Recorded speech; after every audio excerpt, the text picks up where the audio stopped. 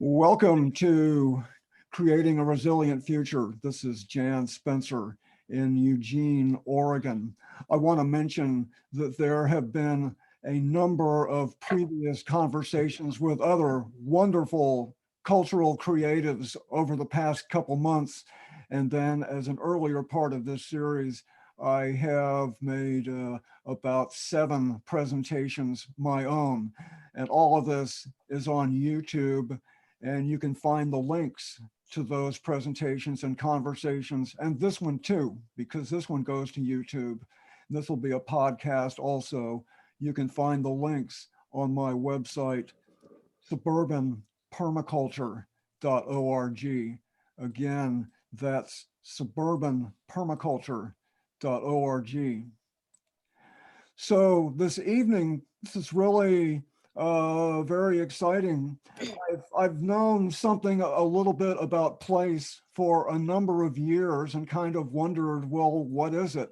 Well, we're going to find out a good deal more about place because we're joined this evening by Veronica Ramirez, and we're joined also by Jonathan. Jonathan, how do you pronounce your last name?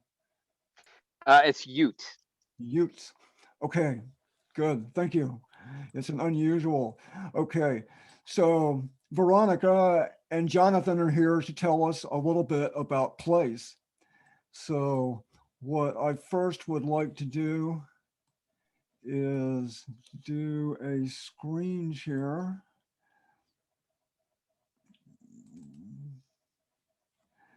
and go to this image here.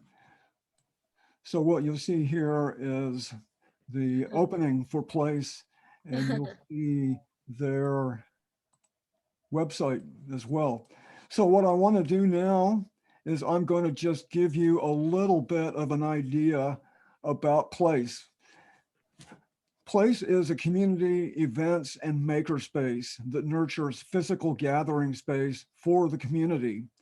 Place invites people to participate in creating regenerative solutions to many familiar social, economic, and environmental problems and issues, and empower them in their own lives, neighborhoods, towns, cities, and bioregions. Events and skill shares hosted by Place over the years include community organizing, regenerative building, political education, cooking, gardening, fundraisers, cultural gatherings, spiritual ceremonies, song circles, dance workshops, meditation classes, film screenings, local concerts, and jams. That's really a lot of activity. As a community, Place is deeply committed to a decolonized vision of community and connection to one another and our planet. We work to center those most impacted by colonial and capitalistic marginalization to realize this vision for justice and equity, and Place respectfully acknowledges that we are on Ohlone Chochenyo native land. Hope I pronounced that correctly. So let's find out a little bit about Veronica. Veronica is a founder. She was born to Chilean immigrant parents. She grew up in Redwood City, California. She resides on and is the co-founder of Place in Oakland, California. Since its conception in 2011, she has worn numerous hats, such as organizational development, education, placemaking initiatives, partnerships, and community relations. Her biggest love are her neighbors and partnerships, building on those relationships to make a difference together. Jonathan Yout served as a catalyst and facilitated a shared visioning process to create Place for Sustainable Living. That again, January 2011. Jonathan also co-founded the Sustainable Living Roadshow. He's helped create eco games of chance, which engage participants with entertaining and fun activities while they learn about a variety of issues concerning the environment and sustainability. He's also involved with the Big To Do Puppet Crew, the Esperanza Sustainability Center, and a host of other educational projects. These are two very active people. So let's just start out here with our first question.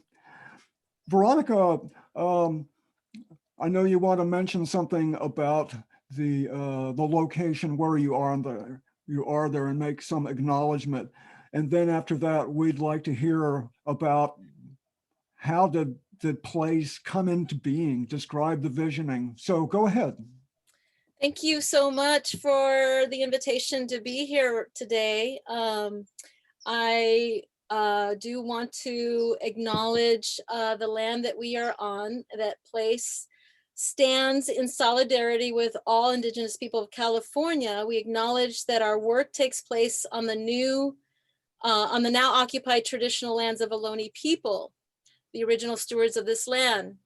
We have committed to paying our respects by doing land acknowledgments whenever possible, especially in new forums and new groups of folks, paying our Shumi taxes to Segurite Land Trust, which is an urban Indigenous women-led land trust based in San Francisco Bay Area that facilitates the return of Indigenous land to the Indigenous people. And to speak in the present moment when honoring the people and relationships of this land. Thank you so much. Yes, I would love to just to say that I came into this project with a lot of energy and coming off the Roadshow as I was also co-founding member of the Sustainable Living Roadshow in 2007. We came off the road in 2011.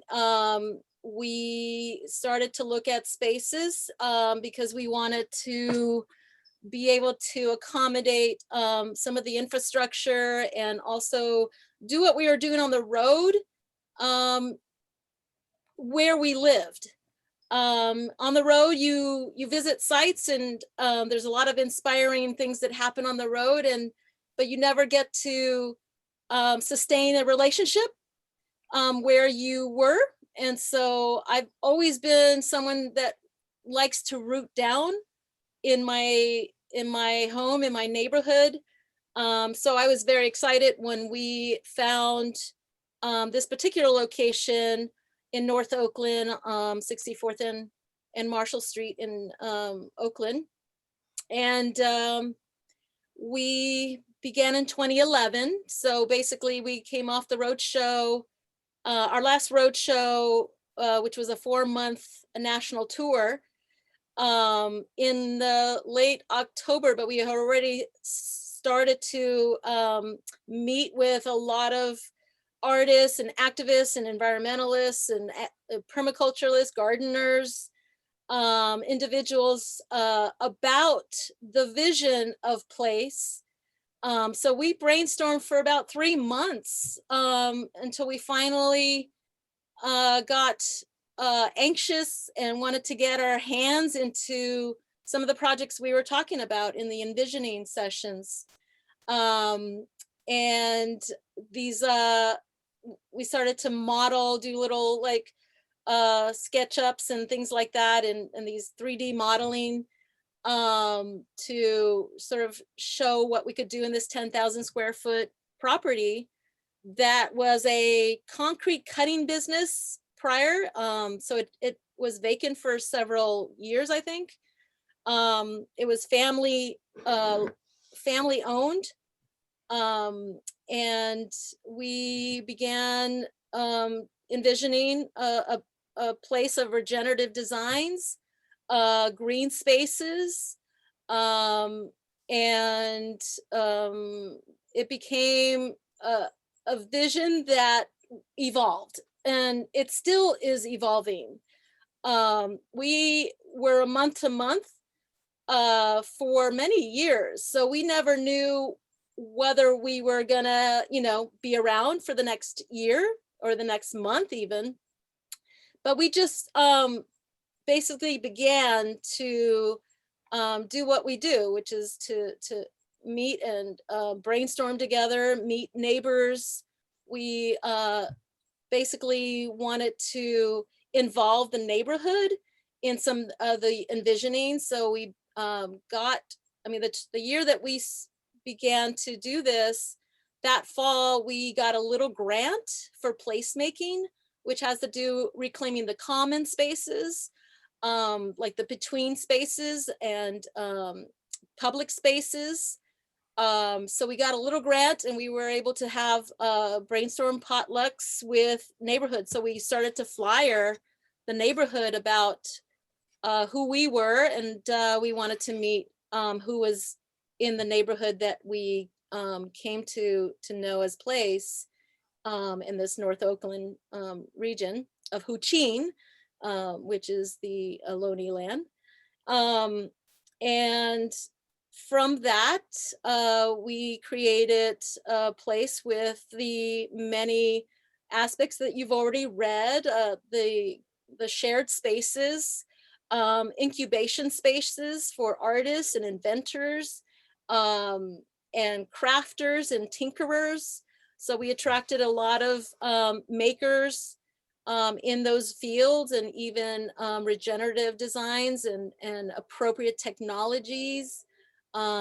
We began to quickly see how rich this neighborhood was with the various folks and community assets that we were uncovering. And so it became this an amazing space to co-create with many of our partners and neighbors and co-creators. Let's see. Could I just ask you something there, Veronica? You Yeah. mentioned something that I feel like is really important, which you're tuned into. You found more allies and more assets there where you ended up landing than you had any clue about before you started doing this. Right. It became evident that, the community, I like to say that Place is a place, but it's a place with people. The people is what made Place happen, and it's a living, breathing phenomenon, really.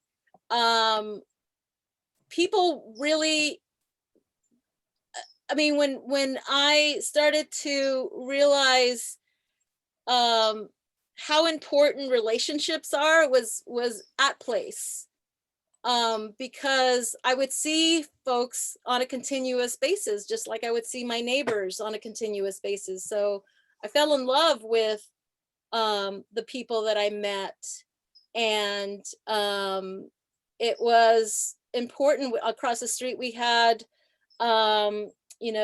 this picture here that you're seeing is from the camp, the summer camp that the church would host. And one year, Margaret, pictured here on the left, was interested in doing some day camps at Place. And so we hosted what the community wanted to see. So that became a real joy to really, Place became the community's space. It wasn't just, we were just the catalyst for this creation. So it became what the community wanted it to be.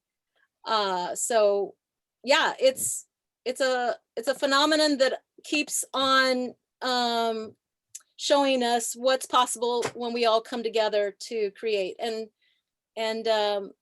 we are open to hearing these ideas and say, yes, you can do that at Place. That's great. You have used an underperforming location. We'll see a picture of that in a moment when we hear from Jonathan. But Okay. one of my ideals is to take nothing special or even something that's even semi-broken and turn it into something useful and inspiring. It's a great story. Okay, Jonathan, will you tell us how is Place a model for social, economic, and environmental sustainability? Yeah, sure. Yeah, I'm trying to get my video to start, but it says that the host has disabled it. So I just wanted to see if you could unfreeze my video image. If not, I'll keep talking and Yeah, go we'll ahead. I'll just work on be it. audio. Yeah, go ahead. Okay. I'll work on it. So yeah, so how we become a sustainable model? Well, I think the first thing that we really wanted to do was try to have as many green living features in one location. And the idea behind that was, as we offer tours and classes to people, that they can actually see these solutions in action. And that was really the main motivation of centralizing everything into this community hub, was to have a location where people can start to sort of demystify the whole green living movement. And so to that effect, we have, sort of uh, brought a number of features together. Of course, there's rainwater catchment. There's about 1,500 gallons of rainwater catchment. We live in a drought state, and it's really important to have as much water as you can collect and store, so that in an emergency situation, if the earthquake renders the water distribution lines broken for some time, we'll have at least some water to continue watering our garden. We also have gray water. We have about 3 gray water systems, so that we're reusing our water. So in addition to the collecting rain, we're also repurposing what once used water. And so as long as that once used water is not using chemical based or perfume based soaps, we can basically send it through our garden and be watering our garden with water from the sink or water from the laundry. And so the gray water system is every single sink is hooked up and the shower is hooked up, and I believe that's pretty much it. And of course the toilet is not hooked up to the gray water system because that's not gray. So on top of that, we're really interested in natural building. And so we have a number of natural building features, one of which is a Cobb oven. So we had a Cobb oven. That's, of course, Cobb is like adobe. It's sand, straw, and clay. And it's as strong as concrete, but it's not nearly as toxic. And so we made this oven, and the oven was, so it has been, sort of central to community gatherings where we've made pizzas and empanadas and any number of things, bread, that an oven, it's a wood-fired, of course, wood-fired oven. We also made a number of Cobb benches outside in right on the street, sort of like for the public to use. We've used, benches. We put a pallet, and then we put a straw bale on the pallet, and then we erected a little frame around the straw bale, and then we put Cobb over all of it. And over the years, that has been, then we put a living roof on top of it so that you could be protected from the rain. And so that has seen a lot of activity over the years, and also sort of shown people, in that slide, you can kind of see in the background, there is a living roof over a bulletin board, and the center, and then to the left, where the cursor is the bench with another living roof. And so those are features of our placemaking endeavors. So in addition to the Cobb and natural building, we've basically utilized other sort of appropriate technology features, one of which is a passive solar design. Now, passive solar is basically using the sun, the energy of the sun, to heat up something. And what we've done is we built a greenhouse off of our barn, and the barn is the community space where we have the classes and the events. And so on the sort of west and south side, we have this greenhouse And in that slide, you can see sort of go the path to the stairs, and up the stairs is the greenhouse, and that's on the south facing side. And that heats up, and then there's what's called convection. And convection is just a natural process where heat rises. And so what we did was we mounted vents into the barn. And so the heat rises and goes into the barn and warms the space and the air in the barn. You have to have vents on the bottom in order to draw the cold air into the greenhouse if the convection cycle is going to work. So just if anyone is thinking, oh, I'd like to utilize that technology, it's a very ancient technology, convection, and the passive solar design, as long as it's on the south facing side and it has vents in the top and vents on the bottom to create that cycle. That's another technique that we've utilized. And then of course, sometimes that passive solar greenhouse isn't enough. In the wintertime, it's just not enough. It's raining or it's at night and it's just not enough to heat up the barn. So we have what's called a rocket stove. And so a rocket stove looks like an L-shaped sort of structure. And for some reason, the way that it is configured burns at a very clean sort of process and a very slow rate. So in traditional sort of fireplaces or like the Ben Franklin stoves or what have you, you throw the log in and it burns fairly quickly and a lot of fire all at once. And the rocket stove is really harnessing that sort of like the combustion in a certain way that it is still emitting heat, but it's not burning at a fast rate. It's a very efficient burn and it's a very clean burn. And so what we've done is we've routed the exhaust of this rocket stove through a cob bench on the inside of the barn. And what that allows is for the storing of heat. So instead of most chimneys are about 1,000 degrees. You've got a fire burning and you've got a chimney that's burning and it's hot. It's 1,000 degrees, 800 to 1,000 degrees. So what we've done, and that just goes straight out and you don't harness it. It just gets lost to the air. So instead, what we've done is we've sort of sent it through this cob bench, and that cob bench acts as a storage, a thermal battery is what we call it. And it stores the heat from the fire. So the fire has got its own heat, and there's a little sort of chamber it's a barrel right off of the rocket stove that's warm and you can feel it. And then it gets sent through this cob vent and that stores the heat. So after a fire goes out, you may have 4 hours of heat stored in the bench. So even though the fire isn't burning anymore, this thermal mass of the cob is actually radiating. It's called radiant heat. It's a thermal mass that's got the stored energy of heat in the cob bench itself. So that's another sort of feature. So on top of all of those, we also, of course, love gardening.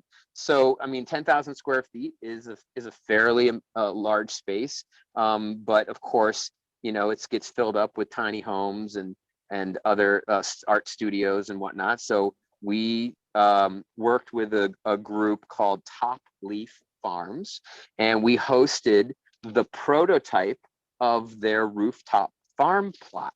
And so this friend of ours, Benjamin Farr, sort of designed this rooftop farming sort of substrate and technique. And he had a contract to do a 10,000 square foot rooftop farm, but he needed to do a prototype to kind of do a proof of concept. So we offered up 2 of our shipping containers, the roof of our shipping containers where we had art studios in. And so that was about 16 feet by 20 feet.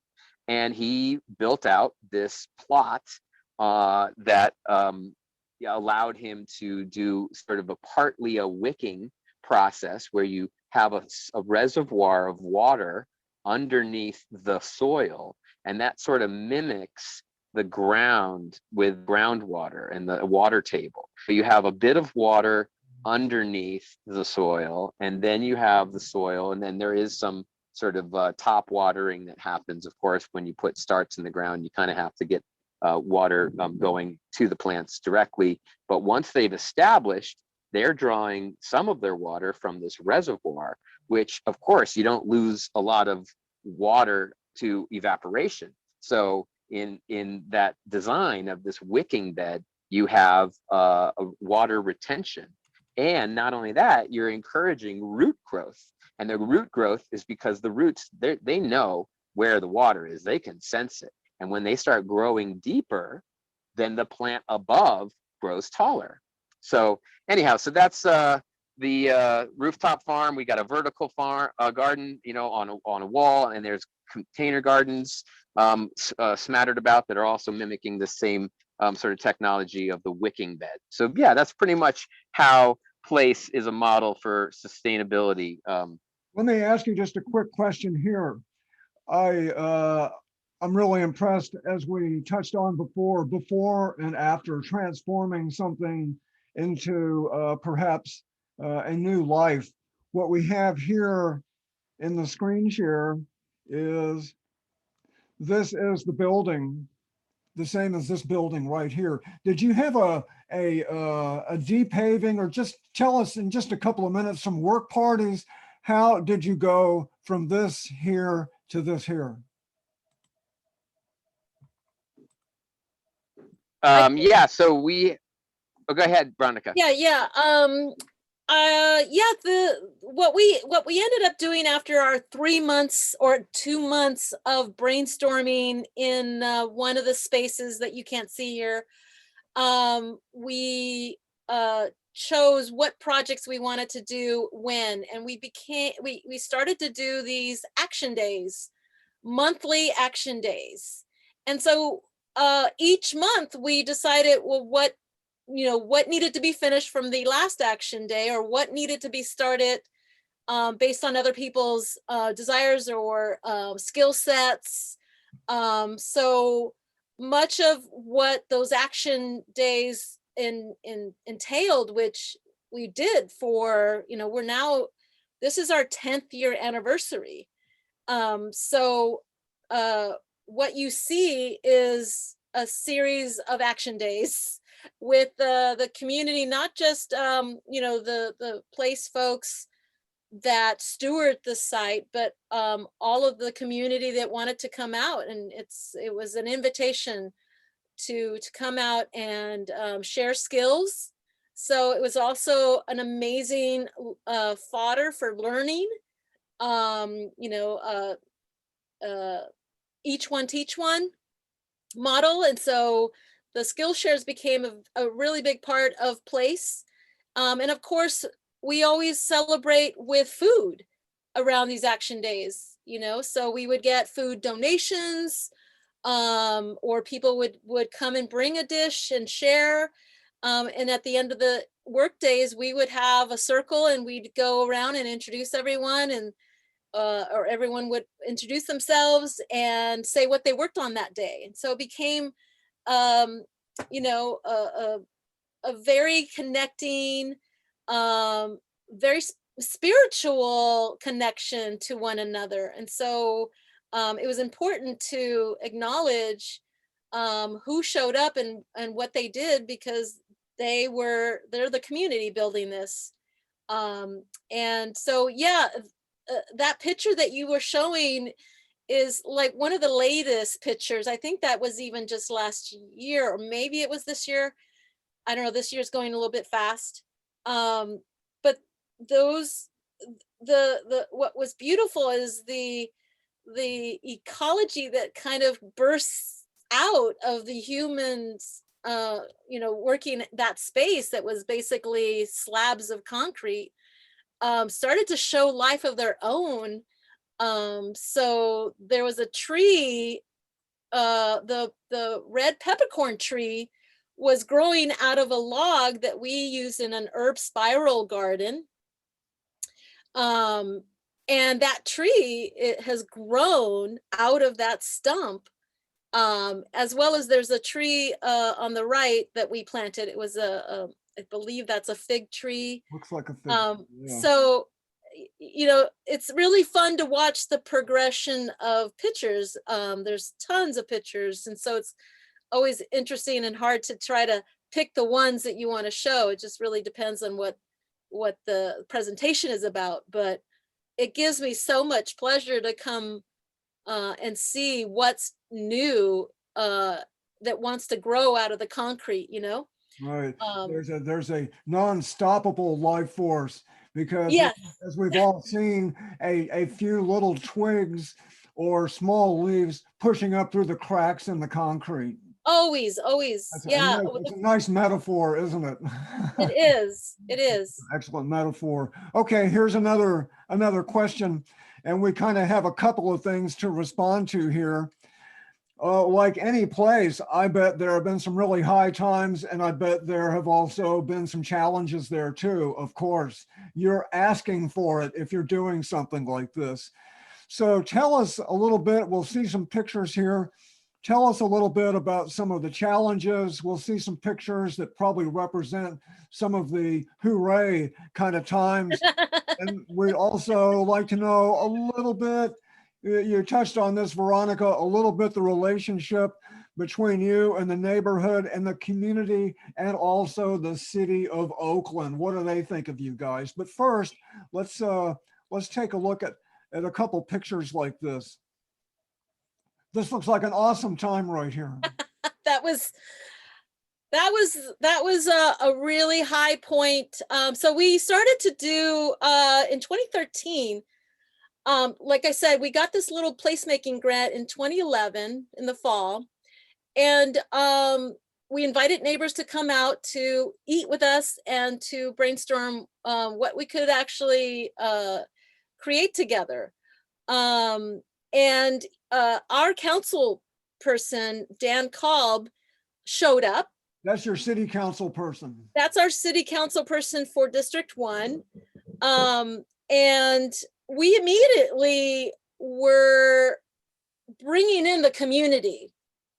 And it was just out of, you know, pure desire, but really what it's important when you want to, you know, push the edge a little bit on what the city might allow. You're pushing the edge. You're pushing that edge. Right.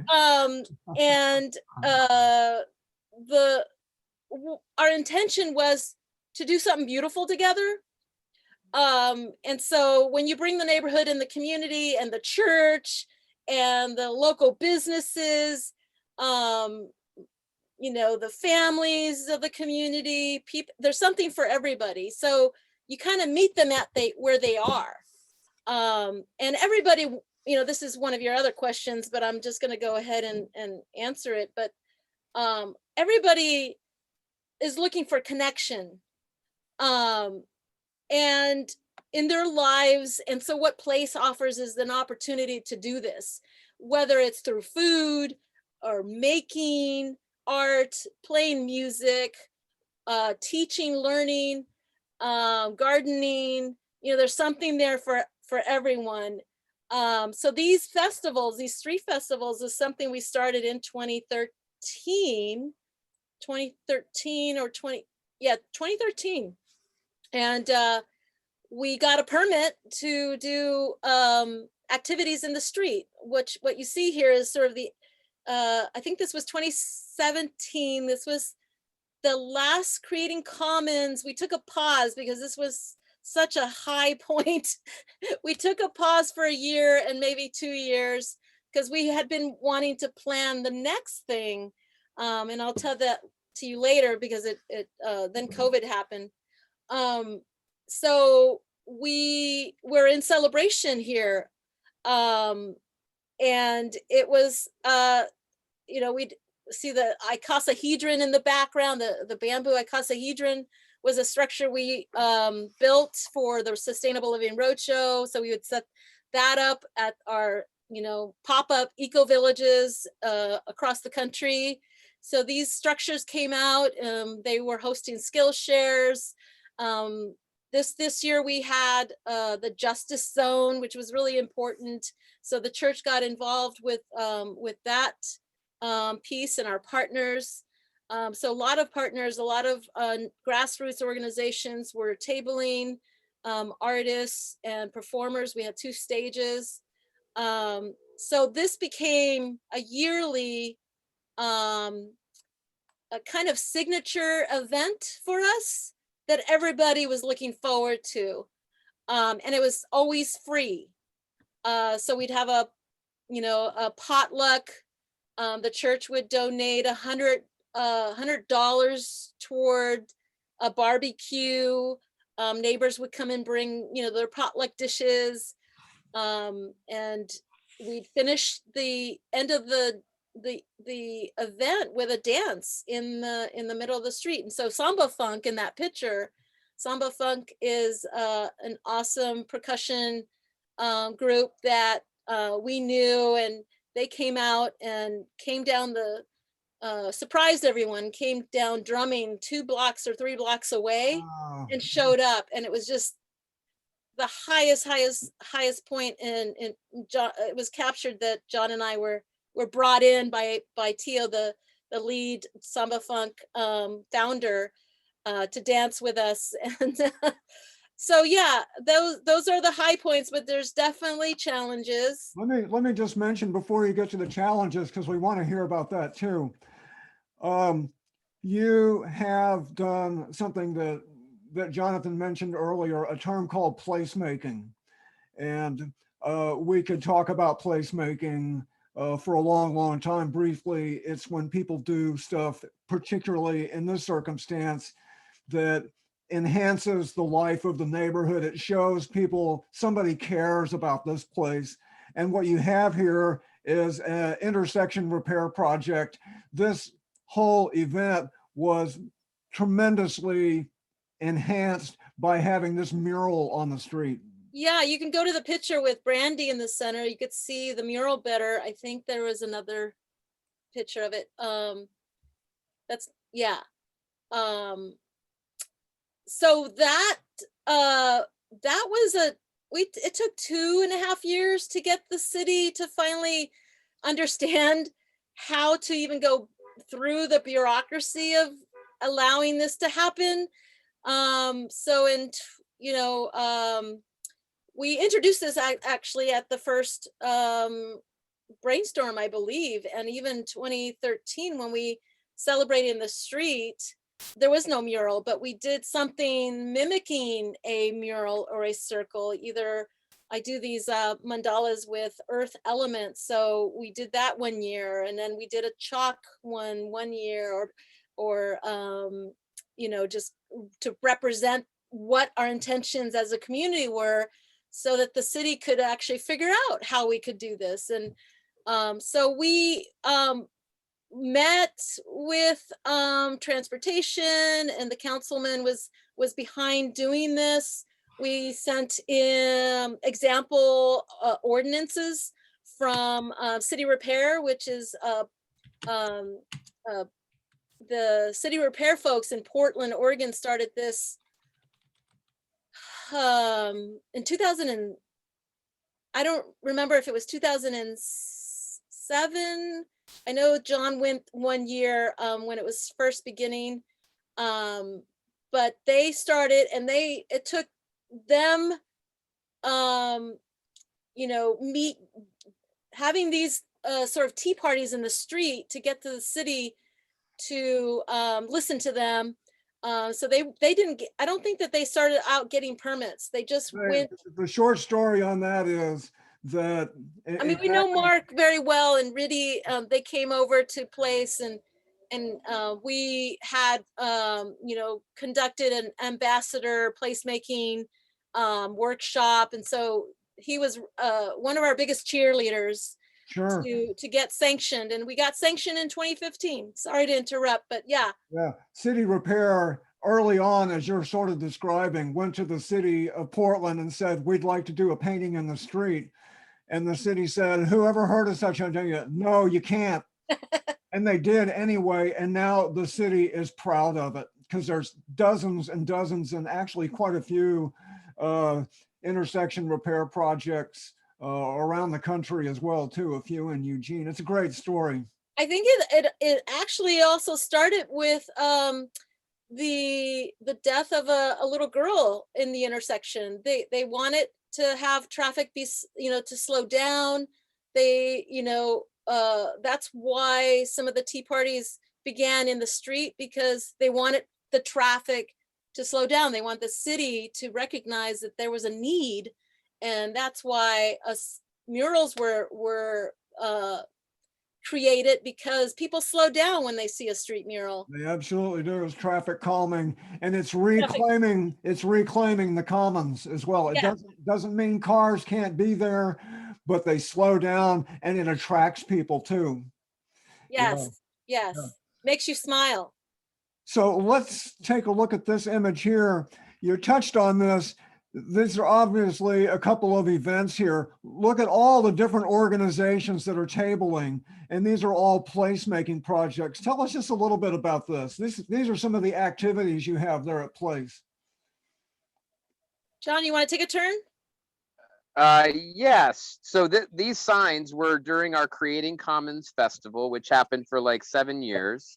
We took a break, but it was a very dynamic gathering. And the Justice Zone was something that we added after a few years, where we were focused more on the permaculture and sustainability and regenerative design. We realized that truly, to be sustainable, you have to be honoring the social justices, the racial justices, and incorporate all of these together. So Veronica reached out to a number of different sort of organizations, the Ella Baker Center for Human Rights there, all those groups that are on that sign, and said, hey, would you be interested in participating?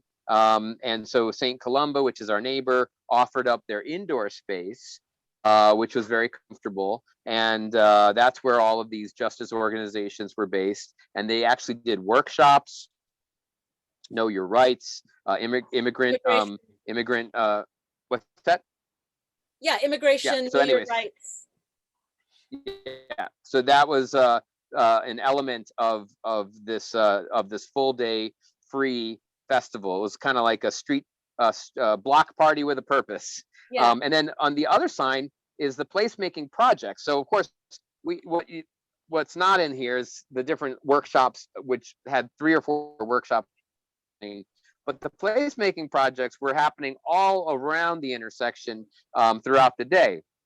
So there was cob bench making, there was garden stuff, the pallet planters were being made up the street at the Grid Alternatives, which is a group that helps low income homeowners get a solar on their rooftop. They were one of our neighbors. The parklet, we made a parklet out of pallets, and a lot of this stayed in the intersection after the event was over.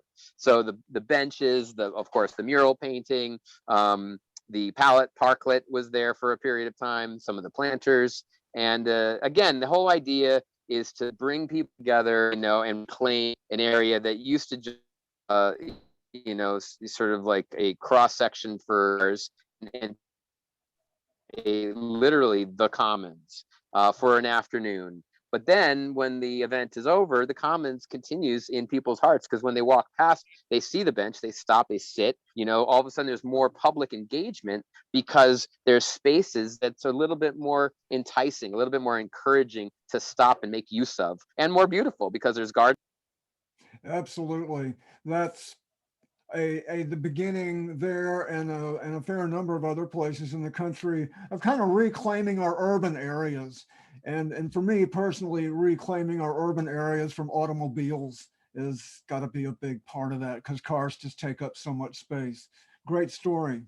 So let's go back to Veronica for a sec. We were going to say something about some of the challenges. Not everything turns out perfectly, and sometimes it doesn't even end perfectly. But tell us a little bit, and Jonathan too, what have been a few of the challenges that things were kind of difficult, and maybe been even a little bit discouraging, but you obviously have overcome that?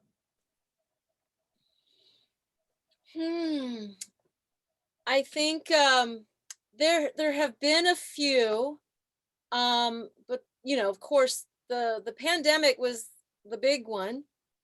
But the challenges is not knowing if we were going to be around the next month for 6 years. So we built everything as portable as possible. The planters, you know, we didn't dig up any asphalt. We were renting the yard and the space. And so we didn't know how long we were going to be around for. We just did what was in our hearts to do. We saw how much people wanted that. And I would say that also that being self-sustaining, after a while, it was a challenge to keep up that space. I lived on site for most of the 9 years that I was there. So place was 24/7 for me. So on a personal level, it fed me. But on the other side of that, other things sort of weren't my focus. Just personal health, personal projects. This was my life. This was my project. And I have no regrets, but living there since 2019, I've gotten perspective. And so I feel the sort of that next level is to really hone in on how to make this more sustainable, for really grassroots organizing. We formed the organization as a all volunteer run organization, fiscally sponsored, and you know, grants for programming. So no one got paid during this time. My carbon footprint was small, of course, but I wasn't seeing to my own personal needs as much. And the other factor is, with that model, we got a lot of turnaround. A lot of young people were attracted to place. So that's it's a good thing, and it's also not sustaining. So you get a new set of group of people in like a year cycle, right? So with a new group of folks, you address what needs come alive for them, you know. So a lot of things got rehashed, and it just became, you know, it was important to acknowledge, you know, how we were evolving. So there was a little friction with the growth of that. Like, how do we make it sustainable? How do we do what we're doing, and not feel like, you know, this property is, you know, could go away, you know, it could disappear. And we've been in projects like that. You know, we've been in temporary garden spaces before the developer comes, you know what I mean? Yeah. So this was a little bit bigger than you know, wanting a developer to take over, you know? So, so the challenge is, like, you know, financial and being sustainable. Fortunately, we, you know, were able to get revenue from a various streams, right? But when the pandemic hit, we lost, I like to say 2/3. I think John has a different take on that, but No, it's a third, 1/3. we lost a third of our revenue stream. So we got, it was devastating, because we were an event space, we were a maker space, we were a community space, you know. It just ended like that. So the real challenge now is, you know, to get over this and see how we can, you know, reinvent place, and will place survive, you know, Mhm. with all the economic situation that we're in. I believe we can. I believe that there is funding out there for places like us, and it's just around the way.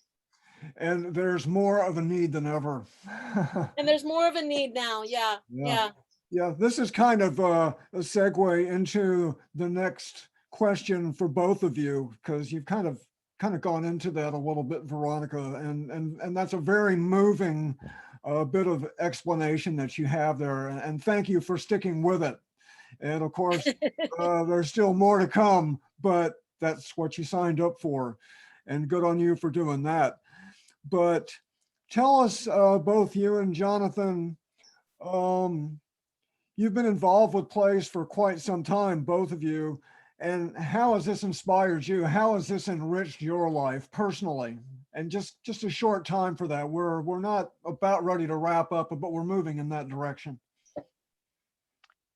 Yeah, I think the first thing that I think of about the inspiration is that you know, back in 2011, when we had the idea of, you know, aggregating all of these sort of solutions into one hub, we didn't know of that many other spaces like that. I know that in Austin they had a group called the Rhizome Collective, I've been and they there. put Yeah. yeah, and they Long put out ago. a book. Long ago. Yeah, long ago they put out a book called like City Sustainable Living, Yeah. something like this, or Sustainable City Living.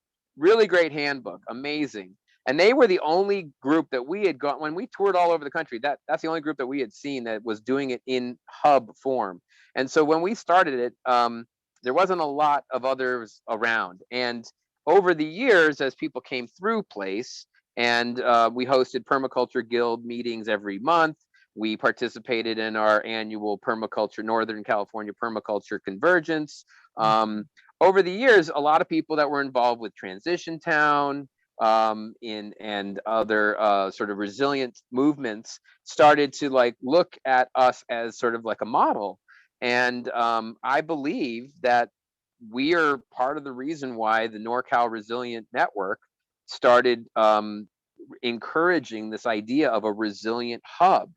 And the resilient hub is now been expanded to include anything. It could be your house with your neighbors' shared backyards. It could be a community garden that offers, you know, workshops to the public. It could be a library that wants to do some gray water, you know, from their bathrooms, and teach about it and encourage about it. Something that's public serving, that is an ability to bounce back from adverse situations, is somehow incorporated into its premise. And I believe that the inspiration for me is that, you know, by just doing it for years and meeting loads of people and having them come through our center, it eventually turned into a sort of a movement of resilient hubs that I believe we were, you know, at least some of the earlier models.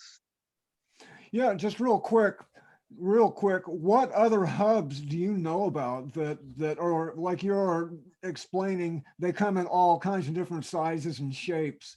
But for example, what are some other hubs you know about and where?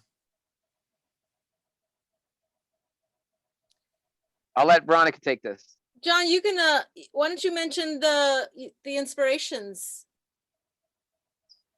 I mentioned the Rhizome Collective, but you know, in the Northern California, there's a workshop right now that's like an 8-month or 9-month training of people that are sort of either self-identified as a hub or are interested in becoming a hub. There's co-housing projects that are starting to expand their sort of insulated sort of walls and reach out to the extended community.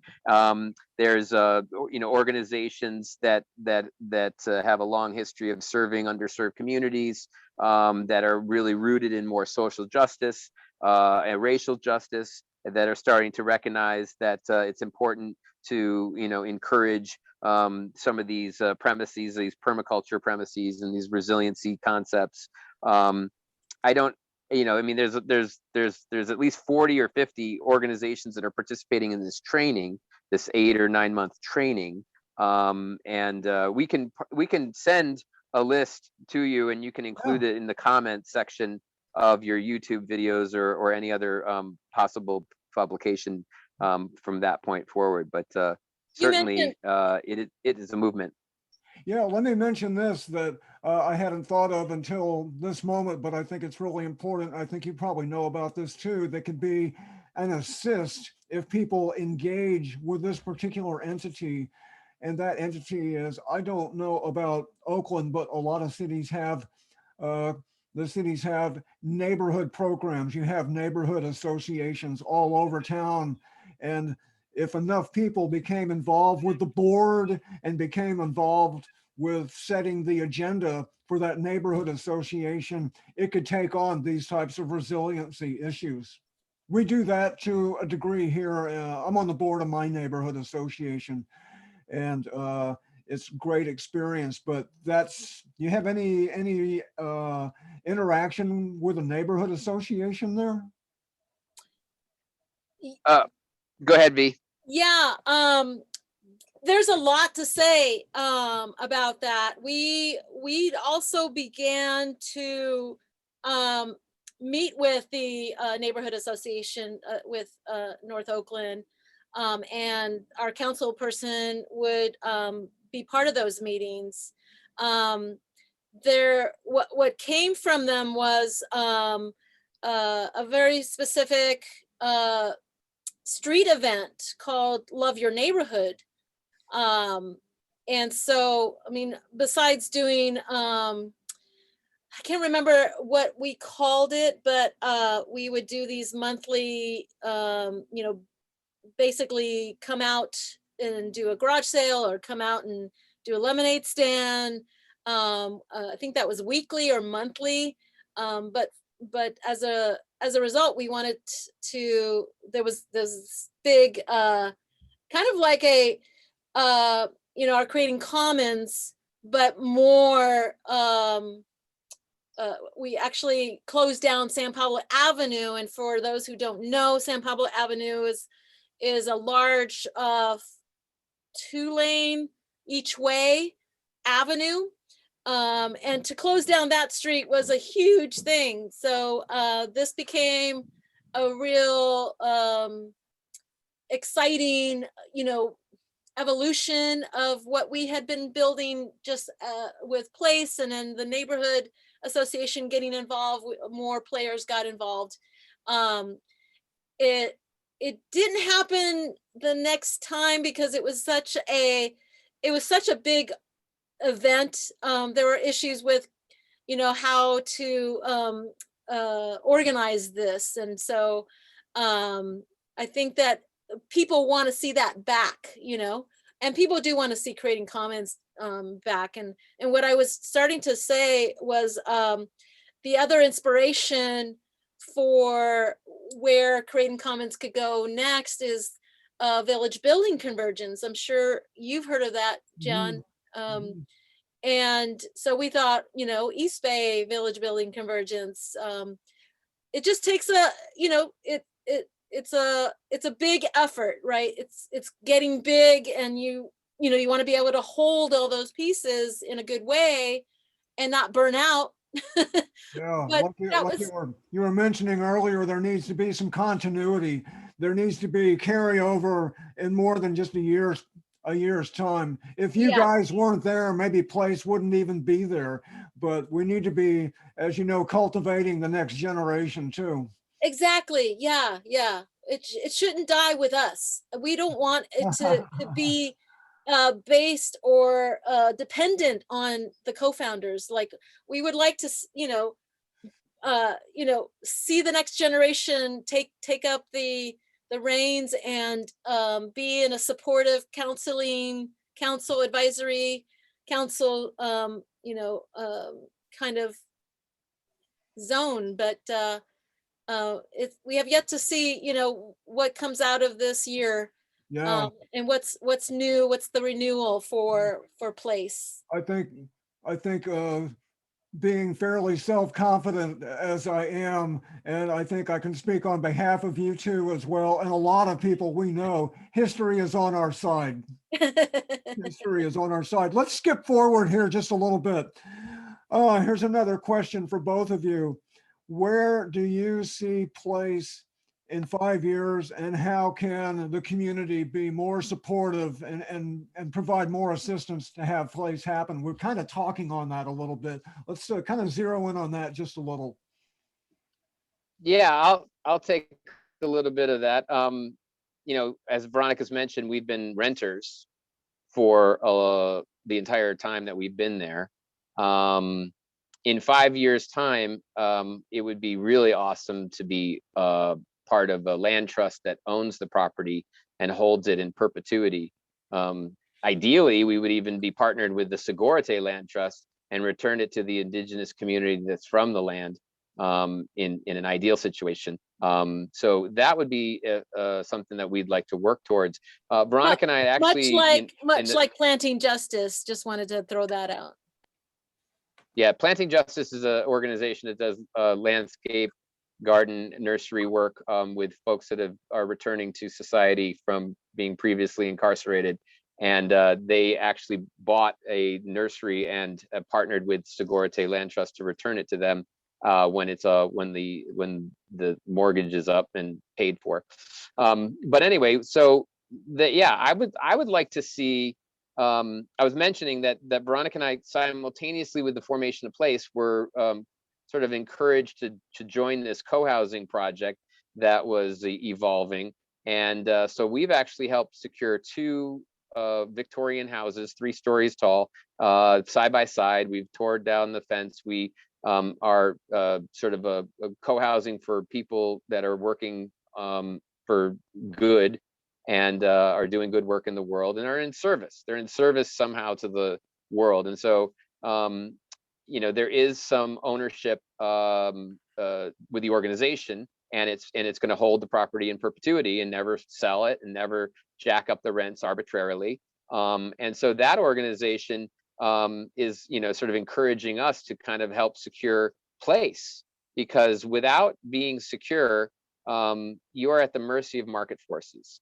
And so right now our lease is up at the end of this year.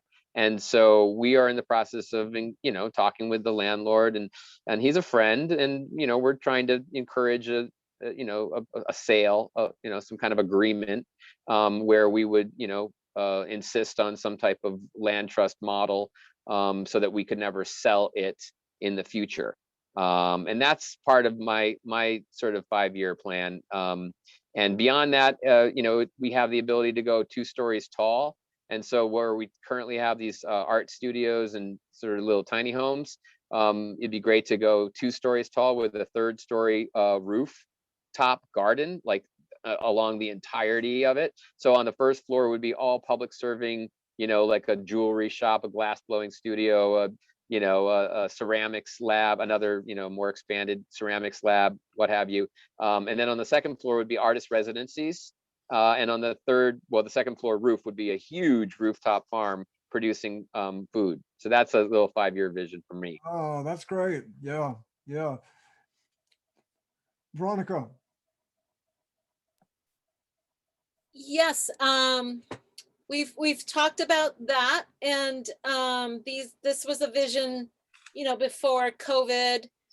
So we took it, we basically we were in pause mode all of last year.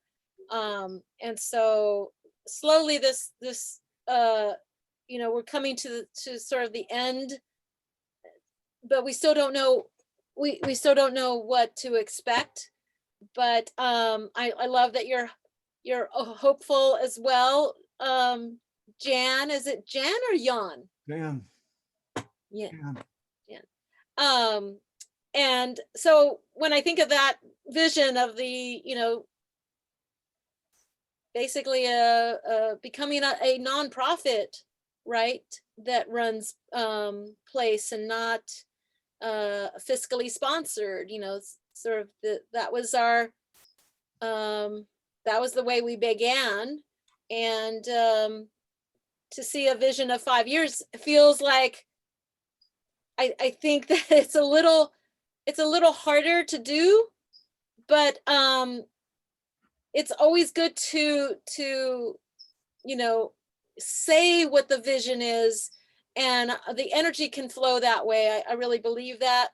And I am hopeful that that vision can come true, and all of the, being a demonstration site for regenerative design, and social justice change, having, we haven't talked about that, but our diversity of place has also evolved. So we, want to move in this direction, and be a place for BIPOC, and that's been an important piece for me and John to lead that way, and have those that come and support that, to be the case. So, and I do love the land trust, the Segurite, that vision. We haven't spoken to Segurite around this, but this is preemptive to what our visions are thinking on this. Yeah, well, there's, So I'd like to add, Jan, yeah, I'd like to add that you asked about what support. We are still, sort of coming out of this pandemic, and 1/3 of our income was sort of squelched a year ago, and we've been sort of squeaking by. And part of squeaking by was the benefit of a Patreon. And so we do have a link to the Patreon. One could like offer up $5, $10, $20, $30, $50 a month to help us get through this time until we have the classes, workshops, maker spaces, and events coming back full time, because that we do have some people already contributing, and that has helped quite a bit. And so that is a way that people can, if they're seeing this now, they're inspired and motivated, they can click on the website and link to the Patreon page. sure. Yeah. Let me do this. This is what we wanted to see here. Yeah. People will be seeing this on YouTube. So, well, I think it's really quite a credit that you've survived as well as you have, given what the past year has brought us, because a lot of businesses, a lot of entities, a lot of good causes have struggled. We've all struggled with this past year. And it's been even a struggle before that, as you know, with an economic system and a society that's dominated by capitalism and a profit motivated civilization. That's a challenge. We all experience that challenge. So it's good to know there's other people who feel the same way. There are, because many of them, the different hubs and maker spaces and the eco villages and the community gardens. We have a lot of examples of what the preferred future can look like. And we just need to keep the faith with doing that. And there at Place, I really appreciate all the hard work you put into this. It resonates with me because you've touched on a lot of different aspects of what I value. And I mentioned it once or twice, repurposing the urban landscape, to turn the urban landscape into a humane place